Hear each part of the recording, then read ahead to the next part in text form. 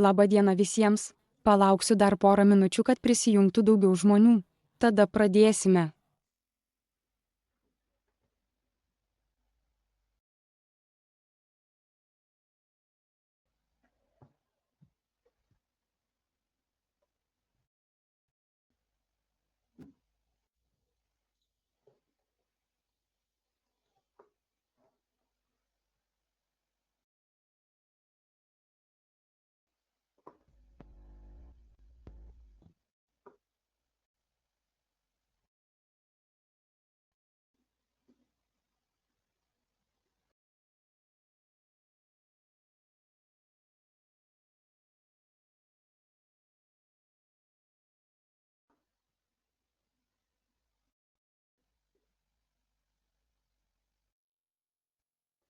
Šiek tiek palaukite, tuoj pradėsime.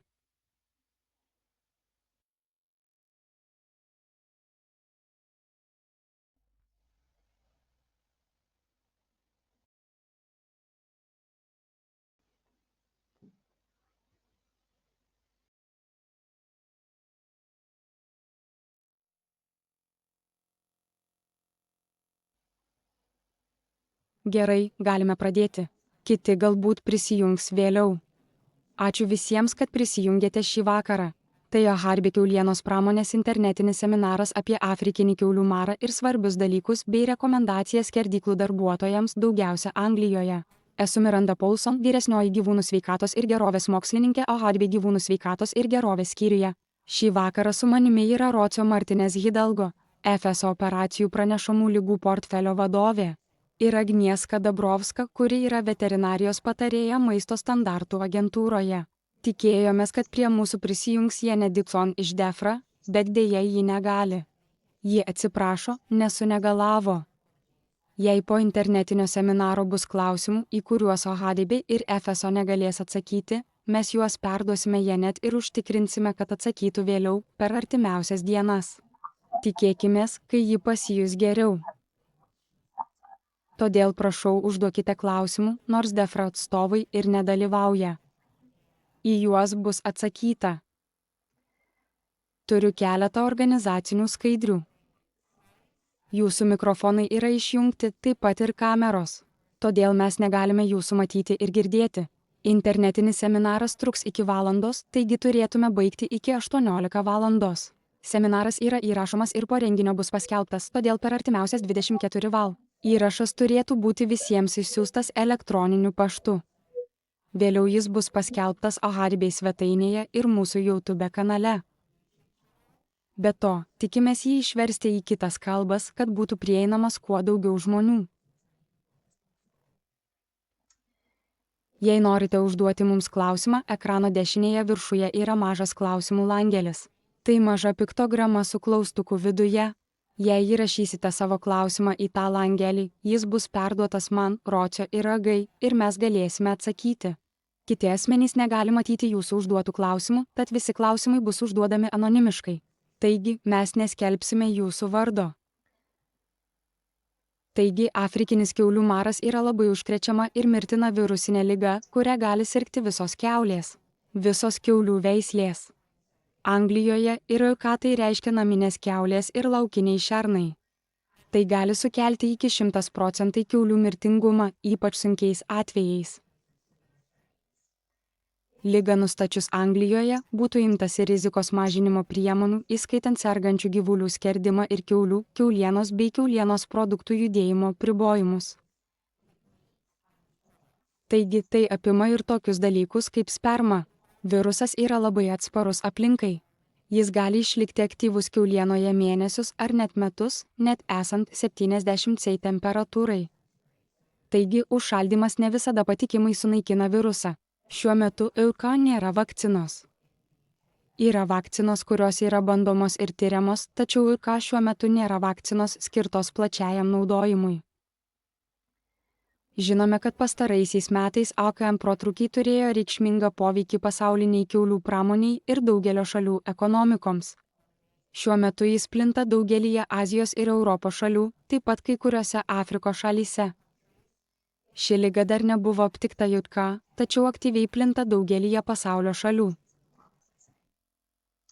Kaip sakiau, vyriausybė ir pramonė aktyviai stebi, ar ji nepateks į UK. Tikimės, kad ne, bet tai stebima ir mes bendradarbiaujame su visais tiekimo grandinės dalyviais, kad užkirstume kelią maro patekimui į šalį ir į mūsų kiaulių sektorių. Svarbu paminėti, kad AKM nekenkia žmonėms ir nekelia pavojaus maisto saugai, todėl jis veikia tik kiaules. Jis gali būti perduodamas esant tiesioginiam ar netiesioginiam sąlyčiui su užsikrėtusiais gyvūnais arba užteršta įranga, transporto priemonėmis ar kiaulienos produktais. Tai apima viską nuo mėsos iki spermos ir kitų reprodukcinių produktų. Tačiau šios ligos neplatina vėjas kaip snukio ir nagų ligos. Kadangi AKM atveju virusas neplinta su vėju, jis plinta tik per sąlytį su užsikrėtusiu gyvūnu arba jo išskyromis, šlapimu, išmatomis krauju arba mėsos produktu.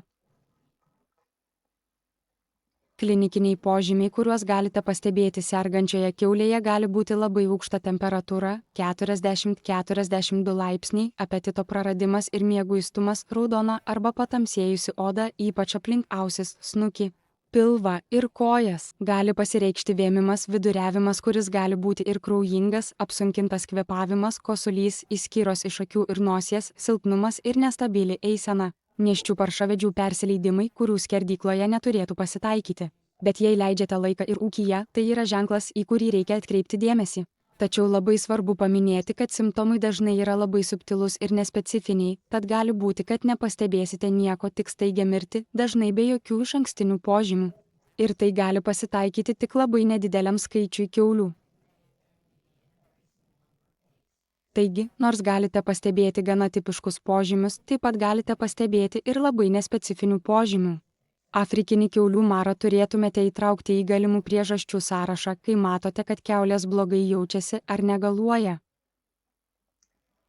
Kalbant apie afrikinį kiaulių marą, mums dažnai užduodamas šis klausimas.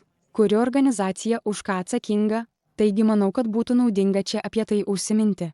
DEFRA yra pagrindinė institucija atsakinga už gyvūnų sveikatą ir biologinį saugumą Anglijoje. Jos funkcija – prižiūrėti visus teisės aktus, politikos gaires ir dokumentus susijusius su pranešamomis ligomis. Be to, ji prižiūri APFA ir koordinuoja atsaką į pranešamų ligų protrūkius, įskaitant afrikinį kiaulių marą. Ji teikia rekomendacijas dėl AKM ir kitų pranešamų ligų nustatymo. Be to, jiems reikia pranešti, jei įtarėte, kad galite būti susidūrę su šios ligos atveju. Tada ji bendradarbiauja su kitomis agentūromis, kad suvaldytų protrūkius. Gyvūnų ir augalų sveikatos agentūra, APFA, yra DEFRA operatyvinis padalinys, atsakinga už ligos stebėseną ir priežiūrą iki protrūkio. Taigi, jie yra atsakingi už tai, kad šalyje nebūtų jokių ligų, taip pat už protrūkių kontrolę ir reagavimą į jas. Taigi, jie vykdytų priežiūrą, jie teikia diagnostikos paslaugas ir remia kovos su protrūkiu. Jie labai glaudžiai bendradarbiauja su DEFRA, siekdami užtikrinti, kad protrūkių metu būtų tinkamai įgyvendinamos kontrolės. Galiausiai maisto standartų agentūra prižiūri maisto saugos ir vartotojų apsaugos klausimus Anglijoje, Velse ir Šiaurėje. Taigi, nors mes sakėme, kad afrikinis kiaulių maras nekelia pavojų žmonėms, jis nekelia pavojaus maisto saugai. AKM protrūkio atveju jie vis tiek būtų atsakingi už atsekamumo užtikrinimą ir bandytų rasti produktus, galėjo būti užkrėsti. Jie bendradarbiautų su DEFRA ir APFA šiuo ir kitais kontrolės klausimais. Taigi, štai tokios yra atsakomybės protrūkio metu. Taigi, tuo atveju, jei. Taigi yra galimybė, kad afrikinis kiaulių maras pirmiausia bus aptiktas skerdykloje. Žinome, kad 2001 metų. Snukio ir nagų ligos protrūkio metu ji iš tiesų buvo aptikta skerdykloje. Todėl visada turime omenyje, kad skerdyklų darbuotojai yra svarbi priežiūros tinklo dalis. Jei pastebite gyvūną, kuris jūsų nuomone atrodo nesveikas arba kelia įtarimų, visais atvejais raginame kreiptis į oficialų veterinarą vietoje. O jei ovei turi pagrįstų įtarimų arba yra susirūpinęs, jis turėtų paskambinti ir susisiekti su DEFRA kaimo paslaugų pagalbos linija, jei įtaria ligą. Taigi, įtariant ligos atvejį, apie kurį reikia pranešti DEFRA apie įtariamą atvejį yra teisinė pareiga. Svarbu nelaukti patvirtinimo. Jei turite įtarimų, privalote paskambinti.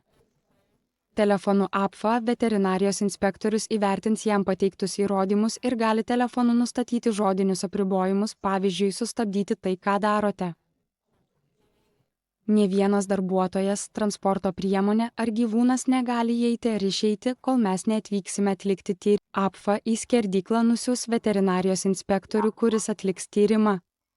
Tie apribojimai, kuriuos jie taiko telefonu, greičiausiai apima HM draudimą perkelti kiaules, skerdenas produktus ar kitus galimai užkrėstus daiktus, įtartinų skerdenų izoliavimą ir skerdimo procedūrų sustabdymą.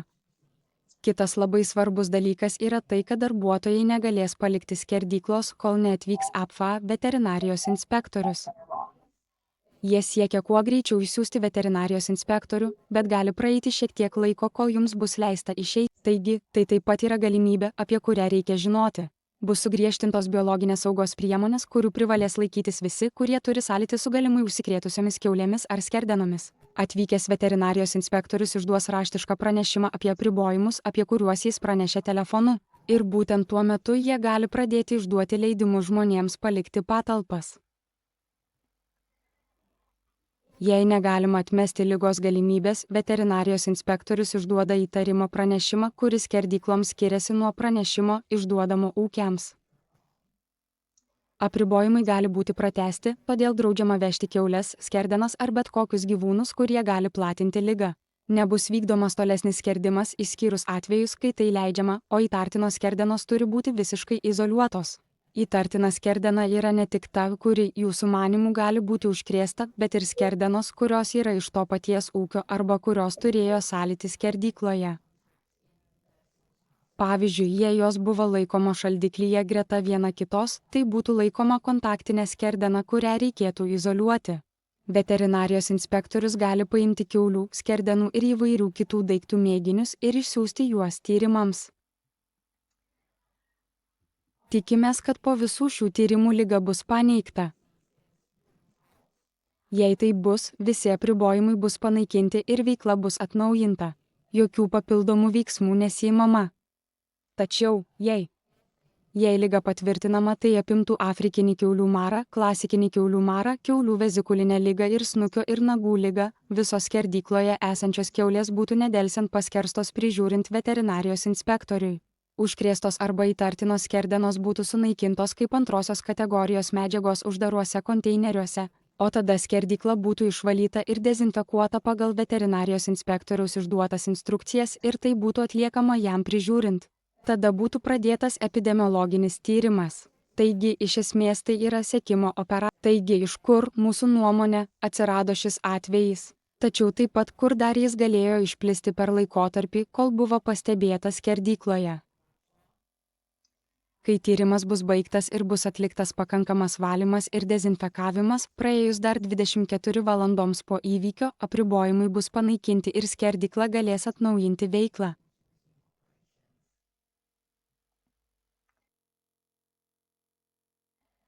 Judėjimo apribojimai yra labai svarbi afrikinio kiaulių maro kontrolės dalis, o apie privalomas registruoti ligas privaloma pranešti APFA. Jų yra labai įvairių, ne tik afrikinis kiaulių maras.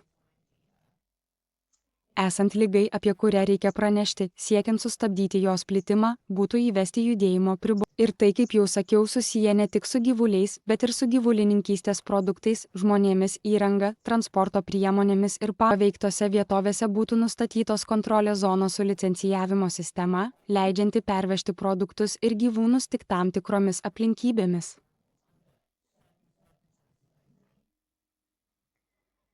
Afrikinio kiaulių maro atveju, jei jis būtų nustatytas ūkyje, turėtume tokį kontrolės zonos modelį. Taigi centre yra užkrėstos patalpos. Tai yra zona, kurioje patvirtinta liga. Tada aplink užkrėstą teritoriją būtų nustatyta 3 km apsaugos zona su labai griežtais judėjimo apribojimais ir biologinio saugumo priemonėmis, o po to 10 km stebėjimo zona. Taigi ta 10 km zona apimtų apsaugos zoną, kurioje taip pat taikoma griežta priežiūra ir tam tikros judėjimo kontrolės, bet iš esmės, kuo toliau esate nuo užkrėstų patalpų, tuo laisvesnis yra judėjimas. Kalbant apie skerdyklas ir dalykus, kuriuos turi žinoti perdirbimo darbuotojai, svarbiausia yra išankstinis paskyrimas ir paskyrimas. Taigi paskyrimas yra leidimas skerdyklai veikti užkrečiamos egzotinės gyvūnų ligos protrūkio metu. Tai iš esmės yra skerdyklos garantija, kad skerdykla gali veikti pagal reikiamus standartus, kurie sumažina ligos plitimą. Taigi tai viršija įprastą veiklą, bet skerdykla garantuoja, kad gali įvykdyti šiuos reikalavimus ir tai leidžia įvykdyti judėjimo licencijų ir KTI sąlygas. Šios licencijos sąlygos apima ir pervežimą į paskirtą skerdyklą. Taigi gyvūnas negali būti skerdžiamas, jei jis nėra vežamas į paskirtą skerdyklą. Mes taip pat turime išankstinį paskyrimą. Taigi, išankstinis paskyrimas yra tai, ką šiuo metu patiria daugelis skerdyklų ir mėsos perdirbimo įmonių. Tai reiškia, kad skerdykla turi nustatytas procedūras ir įrenginius. Tai reiškia, kad protrūkio metu ji galėtų laikyti sąlygų ir tęsti veiklą. Tačiau šios sąlygos šiuo metu neturi būti įvykdytos. Prieš paskyrimą gali tekti praeiti gana ilgą procesą. Taigi mes tai darome dabar, nes tai žymiai pagreitina paskyrimo procesą, jei kiltų protrūkis. Jums nereikia laikytis jokių sąlygų, kol protrūkis nebus patvirtintas.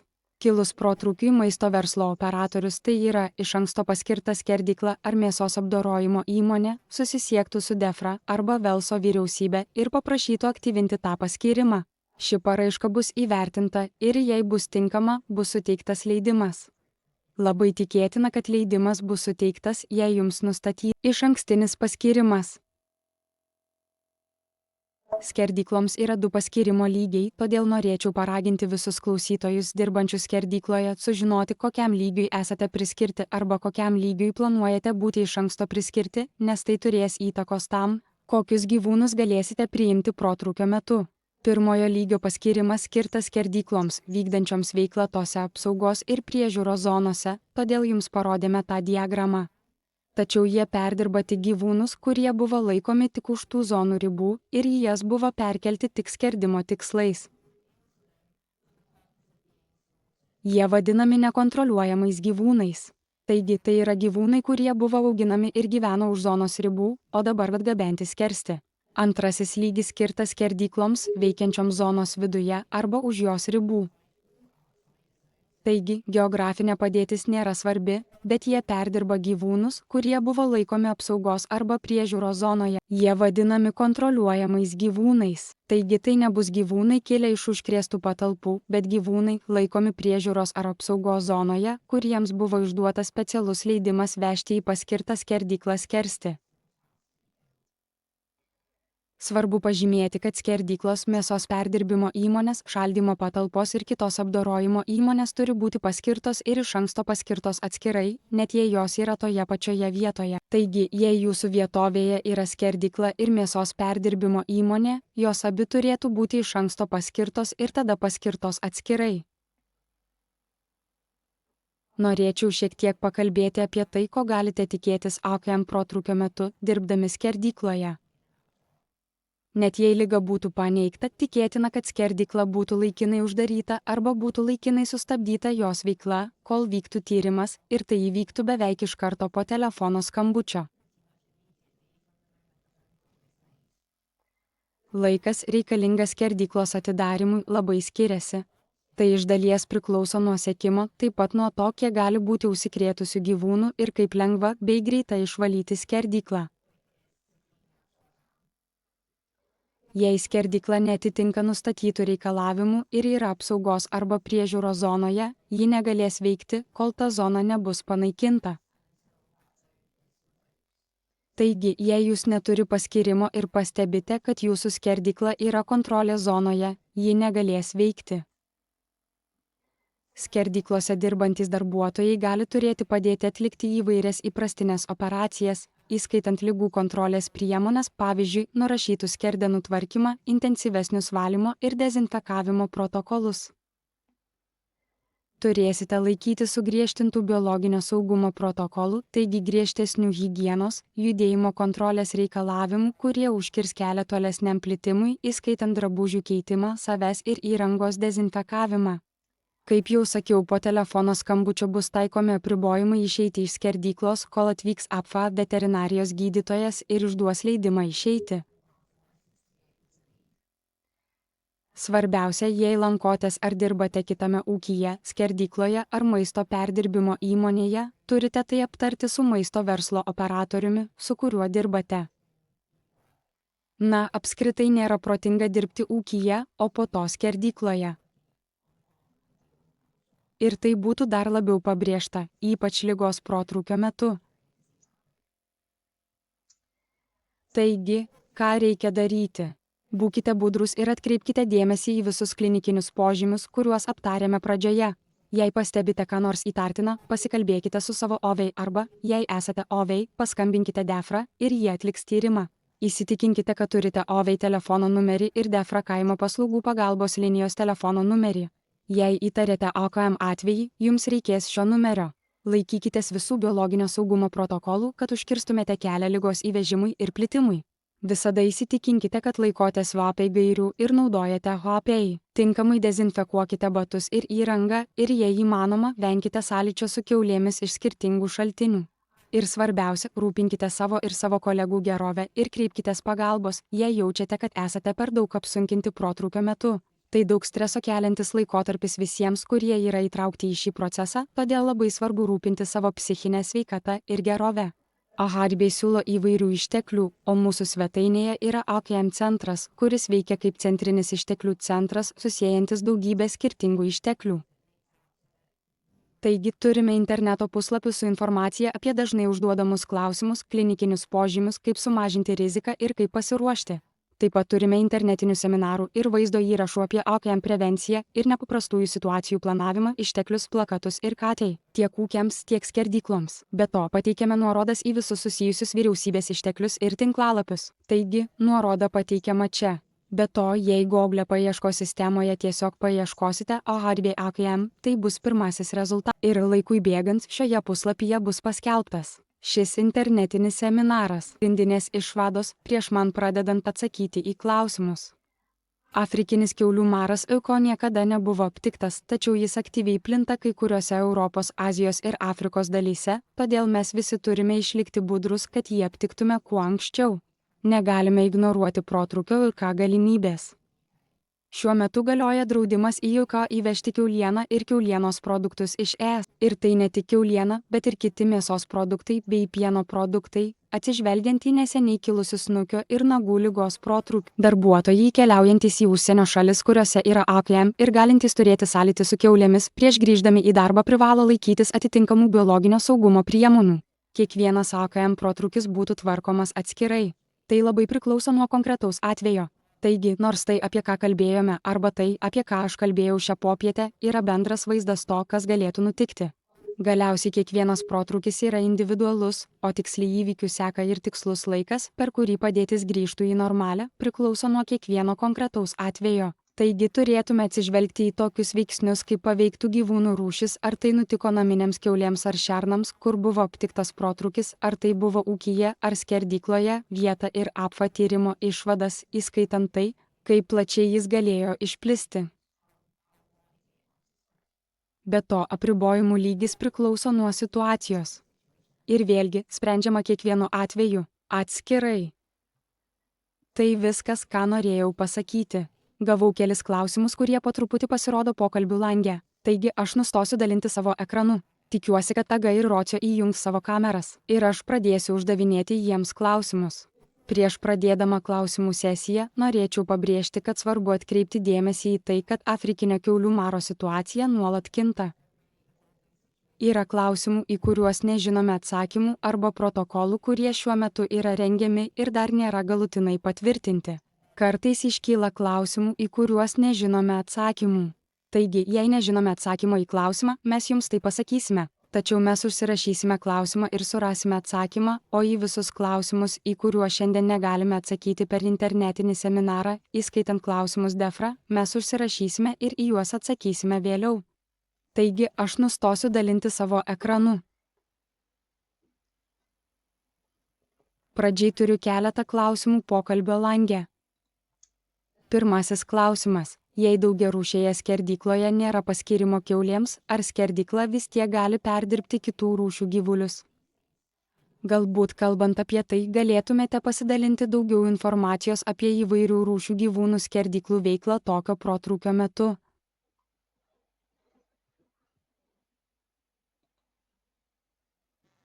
Ar man tęsti? Turiu omenyje, kad afrikinio kiaulių maro protrūkio metu taikomos priemonės turės įtakos ligai imlioms rūšims. Taigi, turiu omenyje, galbūt pačioje epidemijos pradžioje bus įvestas visiškas draudimas. Nežinome, kas tiksliai nutiks, bet suprantu, kad su likusiamis rūšimis bus galima toliau dirbti. Bet kaip sakiau, pačioje epidemijos pradžioje mes turėsime, tai yra mes, kai sakau mes, turiu omenyje. Turiu omenyje, kad DEFRA turės įvertinti visą situaciją ir galbūt aplinkybės, kai yra kitas draudimas turintis įtakos judėjimui apskritai. Bet nemanau, kad tai būtų ar žinai? Ne, manau, kad esi teisi. Tai priklausytų nuo ligos protrūkio ir ligai imlių rūšių. Taigi, jei tai tik afrikinis kiaulių maras, labai mažai tikėtina, kad tai paveiktų kitas rūšis. Taigi, tai susiję su kiaulėmis. Greičiausiai. Ir vėlgi, tikriausiai tai galime perduoti DEFRA, priklausomai nuo veiklos, jei galima diferencijuoti. Veikla pagal paskyrimus arba be paskyrimų. Jei tai rūšis nėra imli ligai, ji yra apdorojama.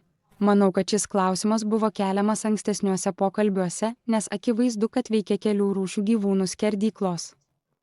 Taip pat manau, kad tai priklauso nuo to, kiek atskirtos perdirbimo linijos, šaldymo įrenginiai ir nes pavyzdžiui, jautienos skerdena negali būti užkrėsta afrikiniu kiaulių maru taip, kaip kiaulienos skerdena, tačiau jų sąlytis gali lemti jautienos skerdenos užkrėtimą.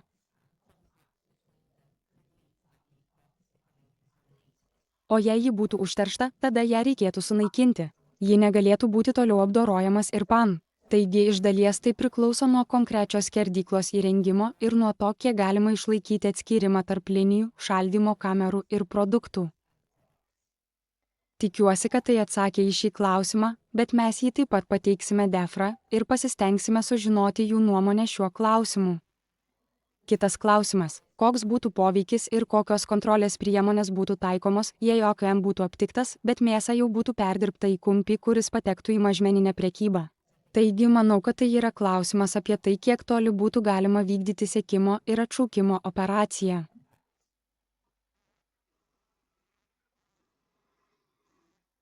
Galiu. Sudėtingas klausimas ir tai labai priklausys, žinoma, nuo to, ar. Manau, kad mes kalbame apie mėsą iš apsaugos zonos arba užkrėsto ūkio.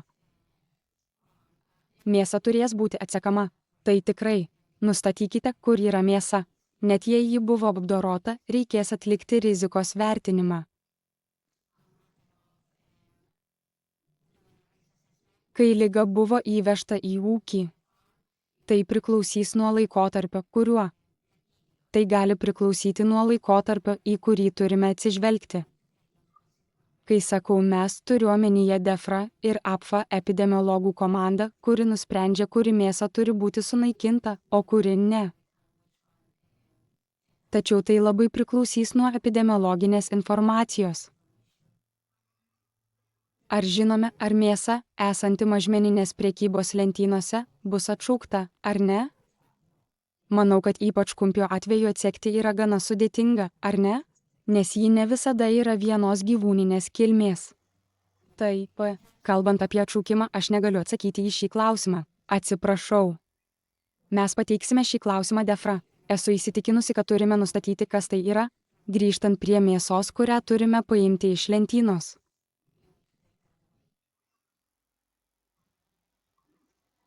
Šiuo metu klausimų laukelyje nėra kitų klausimų. Jei turite klausimų, įrašykite juos.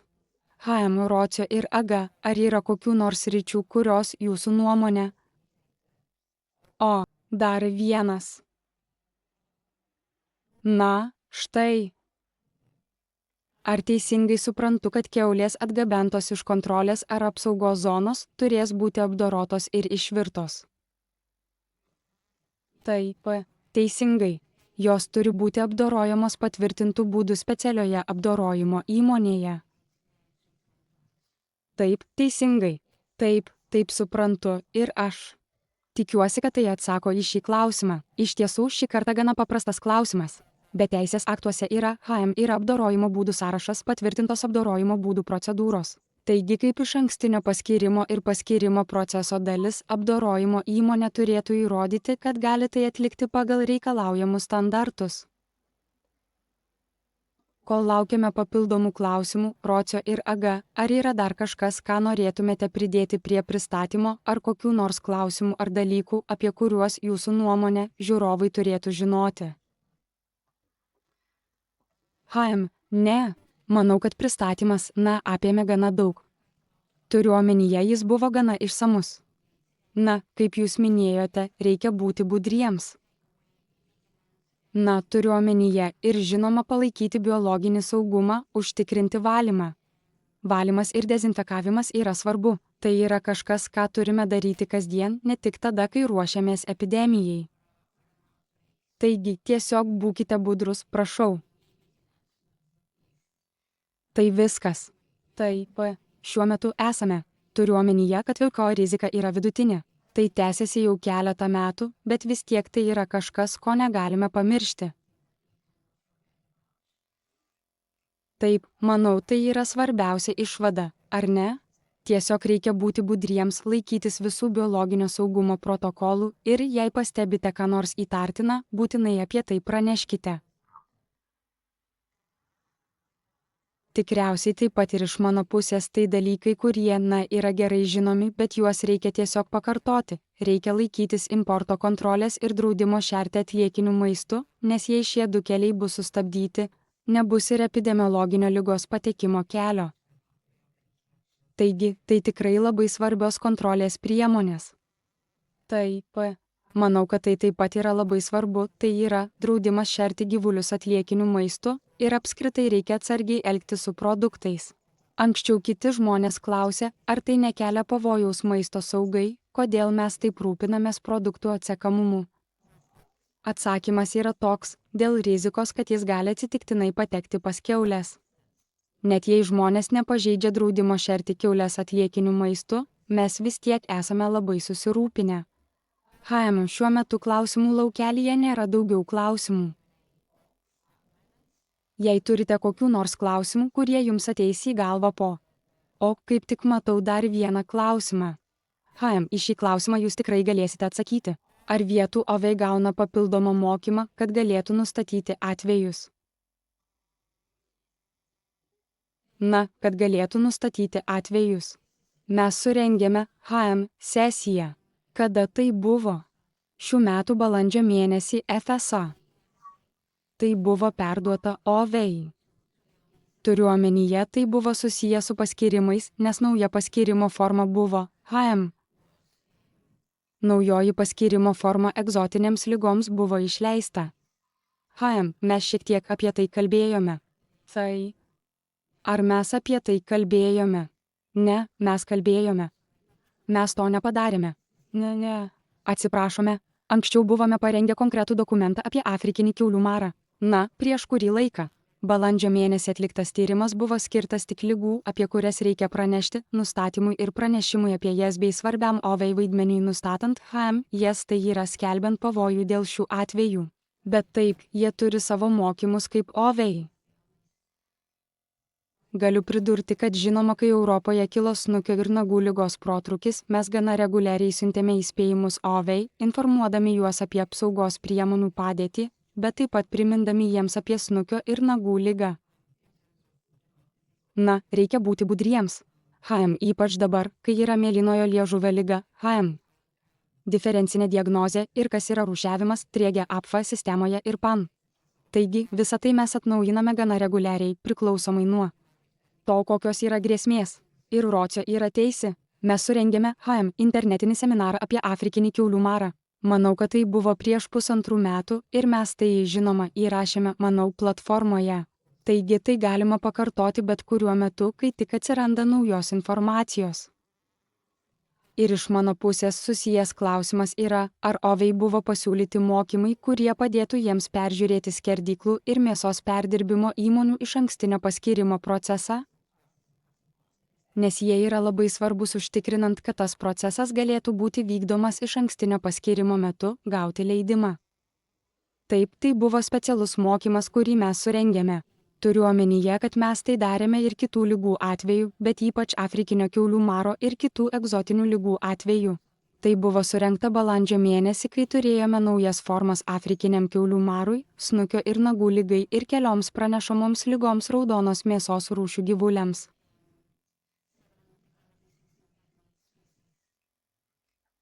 Gerai, tai puiku. Ačiū. Na vėlgi, šiuo metu neturiu daugiau klausimų. Na, aš trumpai pasirodžiau ekrane, bet noriu pakartoti, kad Oharibiai kiaulių sveikatos elektroninio pašto adresą pighealth@oharibiai.org stebi daugelis mūsų komandos narių. Jei po šio susitikimo ar bet kuriuo kitu metu turėsite klausimų, nedvejodami siųskite mums elektroninį laišką su savo klausimu ir mes pasistengsime jums atsakyti. Tačiau dažnai užduodami klausimai, ypač susiję su skerdyklų ir mėsos perdirbimo įmonių išankstiniu paskyrimu, jau yra pateikti Oharibiai svetainėje, todėl galbūt ten rasite atsakymą į savo klausimą. Kadangi klausimų laukelyje daugiau klausimų nėra, baigsiu šį internetinį seminarą.